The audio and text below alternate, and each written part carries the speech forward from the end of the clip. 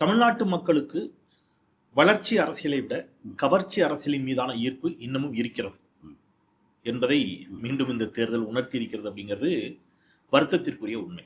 அப்போ திரை கவர்ச்சி அப்படிங்கிறது நீண்ட காலமாக இருக்கக்கூடிய ஒரு வலிமையான ஒன்று. அதை நம்ம பல காலங்களில் பார்த்துருக்கோம். அது மீண்டும் உறுதிப்படுத்தப்பட்டிருக்கிறது. இதுல திமுக செய்த தவறு என்ன அப்படின்னு கேட்டீங்கன்னா, விஜய் அவர்களுடைய திரை கவர்ச்சியை, அதன் மூலம் அவர் பெறப்போகும் வாக்குகளை கணிக்க தவறியது. விஜய குறை மதிப்பீடு செய்தது.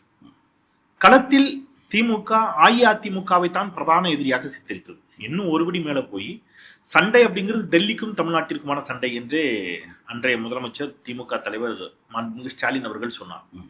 ஒரு கருத்தியல் சண்டைக்கு அவர் தமிழ்நாட்டு களத்தை தயார்படுத்தி கொண்டிருந்த பொழுது இங்கே கவர்ச்சி அரசியல் வேகமாக முன்னாடி போயிட்டே இருந்துச்சு. அதை கவனிக்க தவறிட்டாங்க. கூட்டணிகளினுடைய இணக்க போக்கு அப்படிங்கிறது முற்று முழுவதுமாக இல்லை அப்படிங்கிறது அவர்களுடைய தொடர் வாதங்களிலிருந்து தெரிகிறது.